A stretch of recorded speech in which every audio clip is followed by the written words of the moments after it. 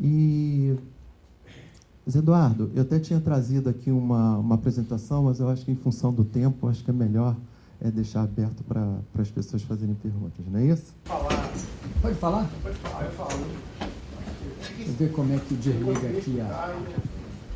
Ô, Zé Edu, eu Oi. acho só uma coisa assim, só pra gente já... A gente está construindo esse seminário. É importante você falar. É o segundo seminário, como você falou no início, a gente tem que estar aprendendo com o tempo. Eu já vou fazer uma avaliação aqui. Eu quero introduzir algumas considerações críticas. A primeira crítica que eu vou fazer é a forma como a gente está estruturando os seminários. A gente tem que... A ideia nossa inicial era dar mais tempo para discussão na plateia, né, para debater, e a gente está agora com... Se a gente for ficar aqui até 1 hora, tem 10 minutos para discutir. Então, o objetivo nosso era trazer, então acho que a gente tem que rever essa coisa de números de palestrantes e tudo mais. Então, eu queria deixar registrado aí, Zé Edu, esse comentário, porque aconteceu a mesma coisa outra vez. Da organização, exatamente. Continuando numa linha de avaliação crítica, porque assim, eu acho que a gente, assim, é uma coisa geral, assim, brasileira, né? A gente é sempre muito diplomático, o brasileiro não gosta muito de... é chocante, por exemplo, na Argentina as pessoas falam facilmente não, né? Eu me lembro só para comentar um negócio que eu, por exemplo, uma vez eu encontrei conversando com a dona de uma livraria na Argentina, eu falei sobre a Argentina, ela falou sobre o Brasil. Eu falei bem da Argentina, quando chegou a vez dela falar sobre o Brasil, ela falou que ela não gostou muito do Brasil.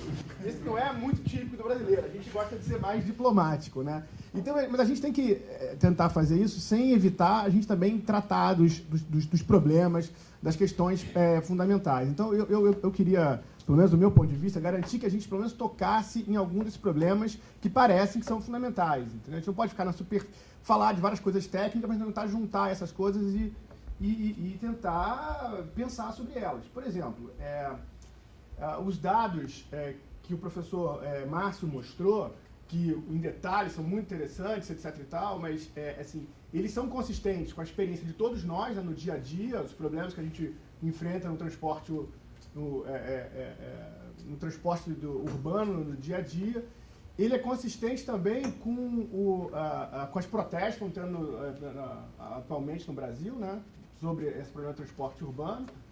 E é consistente com o meu livro da 8ª série, que eu estudei, um livro do Merlin Adams, que falava que um dos maiores problemas do Brasil era a matriz logística.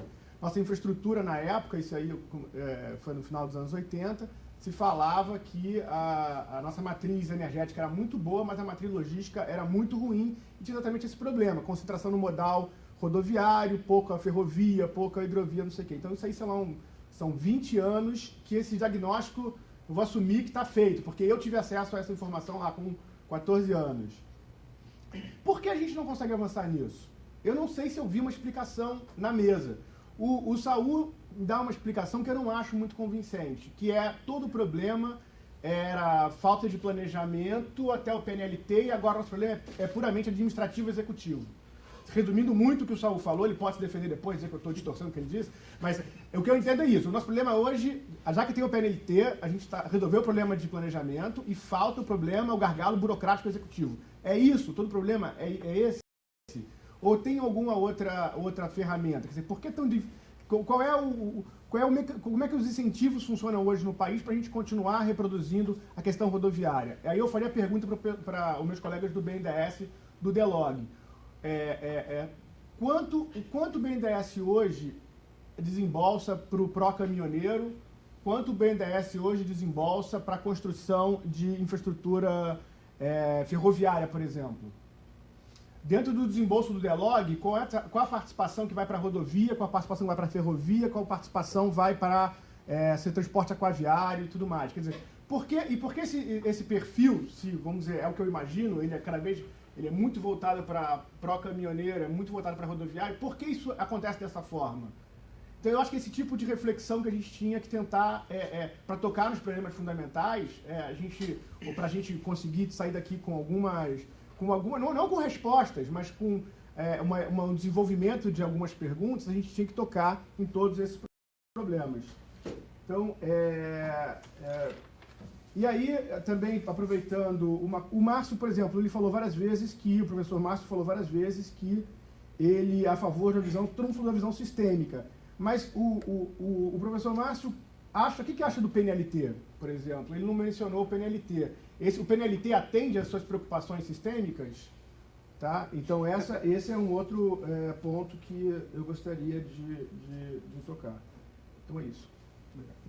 Eu pergunto se é melhor a gente ouvir uma outra pergunta e vocês já respondem juntando duas, talvez seja mais rápido. O que vocês acham? Não? Pode já responder, né? Você passa para... Vamos começar.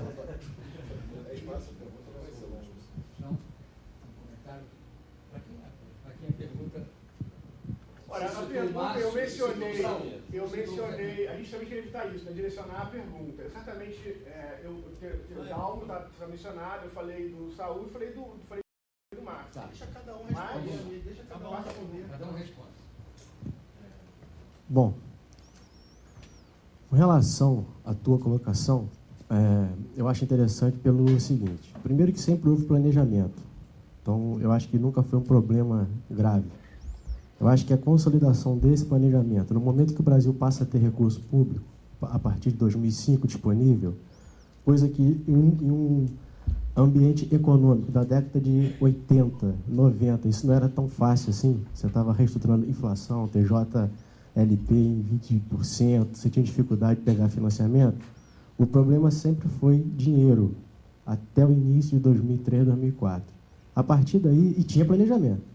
A partir daí, você não tem mais um problema grave de recurso público para investir. Você tinha um processo de desestatização acontecendo que, naturalmente, desmodela e cria nova dinâmica para o setor executivo. Ou seja, você quebra a Refesa, você passa toda a parte ferroviária para a iniciativa privada, você não tem um tipo de operação hoje pública na área ferroviária. A lei dos portos transfere praticamente toda a operação para os portos. Você tem uma diretriz política de desestatização, cujo transporte é um dos focos principais. E não tem recurso. Para fazer o Mercosul, o professor McDowell daqui, é o Banco Interamericano de Desenvolvimento que vai botar dinheiro e praticamente vai ser a grande obra do DENIT de 94 até 2002. Então, com relação aos fatos, é que essa política foi mudada. Então, quando você chega no ano de 2007, o PNLT não resolve nenhum problema. Ele começa a congregar numa plataforma única o resgate de tudo que havia sido pensado, busca verificar o futuro com um instrumento de política único, tá certo? Que é democrático, ele tem que ser modificado o tempo todo, ele tem que ter outros planos que venham complementá-lo. Então, acho que não é a solução, ele é a indicação.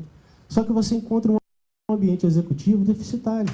Isso é um fato, isso não é uma questão de que seja o único problema. Isso é um problema. E, para mim, é um problema muito grave, porque se você não consegue executar um orçamento público, esse orçamento público não vai à frente, vai vir uma segunda política de tentativa de fazer o quê? De jogar isso para a iniciativa privada. Então, a maioria desse plano de logística, de investimento em logística atual, a maioria dos projetos citados lá, estavam todos em 2007 como investimento público. A Oeste Baiano saiu por quê? A Valec não fez. A Norte Sul não chegou embaixo aonde? A Valec não fez. Os tramos hidroviários, que poderiam ter sido feitos há 20 anos atrás, não foram executados. Ora, porque tem problema de investimento, não tem recurso, tem uma política de desestatização, transporte é o principal foco disso, e quando você toma uma diretriz contrária, você encontra um ambiente desestruturado. Então, se isso se estrutura, tendo recurso, você começa a dar um passo melhor, você começa a dar um avanço melhor, porque não é difícil fazer obra. É complexo, mas não é difícil. Agora, não digo, acho que não sei se eu deixei essa impressão de que o PNLT é a solução. Não é a solução. É um instrumento de uma secretaria de política que tem a missão de orientar, dar indicações que não necessariamente precisam ser acatadas. Tanto que não há uma paridade plena entre o PAC, por exemplo, e o próprio PNLT. Tá certo? Agora, ele não vê o porto. E ele fala que não vê o porto na operação, por isso tem que se criar um plano portuário operacional, que foi feito agora, com as críticas que queiram ser feitas. Não é o caso aqui, ao Plano Nacional de Investimento Portuário, tem que ser feito um Programa Nacional de Investimento Hidroviário para se atacar operacionalmente, junto com as agências hidroviárias e o DENIT, o problema prático de investimento hidroviário, não é só botar uma qualificação, investir, botar berço, terminal, fazer sinalização, etc., sem ter como você operar aquilo em termos financeiros. Então, assim, é um conjunto de fatores. Outra é que agora que retomaram o processo de privatização, que nunca deveria ter sido abandonado. Então, esse tipo de elemento a gente pode explorar diversos. No meu ponto de vista, o que se torna crítico ao poder público hoje é conseguir fazer todo esse portfólio de investimento em curto prazo, sem máquina executiva para isso. Então, quer dizer, eu tento destacar entre todas as coisas uma que eu considero que é ponto-chave de discussão. Porque estão pensando em reestruturar o DENIT agora para voltar a ser DNR. Quer dizer, o que isso vai adiantar? Para onde vai o setor hidroviário? Vai para a CEP ou vai voltar para uma secretaria do Ministério? A Valec foi totalmente desmontada. O setor ferroviário do DENIT, se for para a Valec, descaracteriza a Valec, porque ela tem um portfólio de investimento com uma proposta de empresa pública. O DENIT acata projetos ferroviários que não necessariamente são para ser negociáveis, são para ser projetos especificamente apontados para os grandes problemas da malha consolidada, que está na mão da iniciativa privada, que depende da ANTT para fazer um mecanismo de repactuação para poder você investir. Você não consegue fazer investimento público em área privada porque não está no contrato. Então, quer dizer, esse mecanismo institucional, se continuar confuso do jeito que está, ele vai afetar a obra, que é exatamente um dos pontos críticos para que o PAC não ande. Para que nenhum tipo de programa ande, não que não ande, mas não ande com a eficiência que nós gostaríamos que andasse. E aí você vai começar a pegar rodovias como a 040, de Belo Horizonte até Brasília, que não tem viabilidade nenhuma, para o cara botar uma taxa interna de retorno de 6%, com investimento em 5 anos de duplicação de 700 quilômetros, não há iniciativa privada nenhuma que aguente isso. Então, quem é que está pensando isso? Quem é que está executando isso? Então, se esse ponto for visto, for reestruturado, e aí entram outros fatores internos, eu acho que a gente dá um passo grande. E vai ajudar a qualquer plano que seja o portuário, seja o ferroviário, seja o hidroviário. Então, não sei se eu deixei mal entendido, o PREANTER não é uma solução plena. Eu não acredito que ele tenha que resolver problemas operacionais. Ele é de grande eixo. Ele é indicativo territorial, né? Equilíbrio. Se você investe tudo no Sudeste, deixa de botar dinheiro no Acre. O Acre não tem viabilidade nenhuma, se você for pensar em termos de retorno. Mas é desenvolvimento e integração. Então, tem outros fatores que o planejamento estratégico está aportando para os setores que estão do lado dele ou abaixo, ou integrado com ele. Então, essa foi a proposta que eu tentei fazer lá naquela hora. Fiquei até cansado aqui depois que o Saul fez essa apresentação, que eu acho que não dá para fazer nada, né? Porque o negócio é tão... como disse o professor Pinguel lá da Copa, é um cipoal de problemas, né? Uma coisa que eu tô ligado. Mas olha só, Arthur, sem dúvida nenhuma, isso tudo que ele falou já demonstra um pouco da dificuldade que você tem de avançar, né? Quer dizer, como é que você alinha todas essas coisas, como você alinha todas essas frentes, né? Para que todos eles andem na mesma direção. E aí eu acho que o Saul, ele falou, na apresentação dele, eu até anotei aqui, ele falou um negócio que, assim, fazendo um paralelo com o nosso tema de logística aqui, eu acho que é importante. O Saul, em um determinado momento, falou o seguinte: para fazer essas coisas andarem, a gente precisa de uma logística de guerra. Né? E aí, eu vou falar uma coisa para vocês aqui. Você tem logística de guerra, né, que é onde nasceu a logística, você tem a logística empresarial. E você mede desempenho logístico basicamente por dois atributos, né? Dois: custo e nível de serviço. Né? Custo e nível de serviço. Nível de serviço é atender uma necessidade. Né? Pessoal, a gente está falando de logística de guerra. Então, o custo é importante, mas não é o indutor. O indutor é o nível de serviço. A gente tem que mudar a cabeça de que tudo tem que ter retorno para a cabeça de que, se tiver retorno, melhor. Mas a gente precisa fazer. Aí a gente vira assim, mas a China está fazendo. Mas sabe por que a China está fazendo?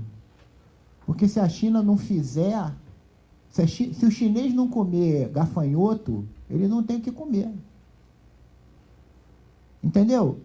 Se ele não comer o que tiver lá para fazer, ele não vai fazer, cara, ele vai acabar. Então, a gente tem que começar a pensar isso aqui também, que a gente, a abordagem virou uma abordagem de logística de guerra, onde, no fundo, o que a gente precisa é manter o nível de serviço. A gente tem que atender, a gente tem que mudar aquela situação que o Arthur já viu lá no livro de história dele, cara. Tem que mudar, a gente tem que dar um jeito de fazer isso. Só a gente. Não vai ser o americano que vai fazer isso pra gente. Porque o dia que a gente fizer isso, a soja chega no porto com competitividade maior do que a dele. Então ele quer que a gente seja ótimo plantador de soja, mas que tenha trave logístico para chegar no porto, cara. Senão você virou um competidor internacional a nível dele. Então nós é que temos, o problema é nosso, nós é que temos que olhar o nosso problema. Agora eu estou falando para vocês, como o Arthur pediu, com sinceridade. O que eu acho? Eu acho isso. E aí, por exemplo, por que o PNLT não atende logística? Porque o PNLT é um bom plano de transporte. Ele não é um plano de logística. Cadê o estoque? Cadê o processamento de pedido? Como é que ele liga a iniciativa privada com o poder público? Né? Aquele montão de caminhão que o professor McDowell mostrou é equivalente a um trem e meio. Não precisava ter aquele montão de caminhão. Um trem e meio resolvia aquilo ali. Se você tivesse capacidade ferroviária, e aí rede, vagão, locomotiva. A gente produz locomotiva suficiente, porque a gente precisa vagão suficiente, trilho suficiente, né? A gente tem tecnologia de informação suficiente para botar toda a malha ferroviária funcionando como a gente precisa, né? A gente tem como importar, vai entrar numa fila de importação dessas coisas todas. É fácil importar. Essa semana a gente teve uma defesa de tese lá, dissertação lá, que foi orientado por mim e de um rapaz da ANAC, Herbert Guedes, falou sobre o conhecimento de transporte eletrônico multimodal, que é o coitado o cara é um Lancelote. O rapaz, ele é da ANAC. Ele é da ANAC e ele está fazendo isso porque a ANAC precisa disso, porque todo transportador da ANAC é multimodal, porque aéreo ele já é multimodal há 50 anos. E o garoto, coitado, é um Lancelote, ele fica sozinho tentando fazer funcionar o tal do conhecimento de transporte eletrônico multimodal, não é nem eletrônico de carga normal, não. É o multimodal. Ele tem o Andrezinho lá da NTT, outro Lancelote, que fica lá tentando convencer todo mundo de que isso aqui é importante, que tem que ter, que facilita, substitui um montão de papel por um negócio eletrônico que dá para fazer fácil e tal, tarará e coisa. Então, entendeu, Arthur? Eu acho que por que não muda? Porque a gente tem que mudar a nossa mente, cara. A gente tem que olhar de uma forma diferente. A gente tem que olhar, sabe, reconhecendo que a gente tem um problema sério, que a gente tem que mudar a forma de tratar isso. É logística de guerra, não é logística empresarial, não.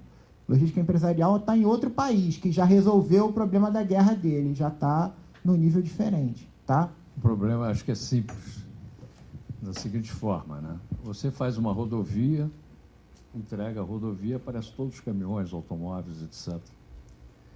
A ferrovia não. A ferrovia, ele vai ter que comprar locomotivas, procurar ter um centro de manutenção, tem que ter gente capacitada. Hoje você tem mais gente capacitada no sistema rodoviário do que no sistema ferroviário.